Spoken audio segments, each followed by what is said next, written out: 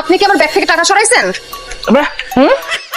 মামা যে আমার জামাই আপনাকে টাকা দিবে আর জি। ভাড়াও বাড়ায় দিবে, 50 টাকা বকশিশ দিয়ে দিও, জি। দিয়ে বাসায় আসো। জি, ধন্যবাদ ধন্যবাদ মামা। মামা টাকা দেন মামা, রিক্সা ভাড়াটা দেন না মামা। ও মামা রিক্সা ভাড়াটা দেন, যাবো তো। কানে শুনেন না? হ্যাঁ, হ্যাঁ, হ্যাঁ। আরে আশ্চর্য, উনি তো কয়ে গেল যে আপনি টাকাটা দিবেন, ভাড়াটা তো আপনি দিবেন, 50 টাকা বকশিশ সহ দেন।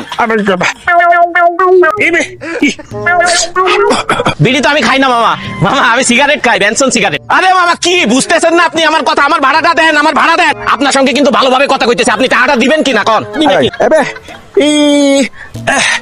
মানে রিক্সা চালায় আপনি আমাদের টাকা দিবেন? হ্যাঁ হইব, চালান, আমি উঠতেছি।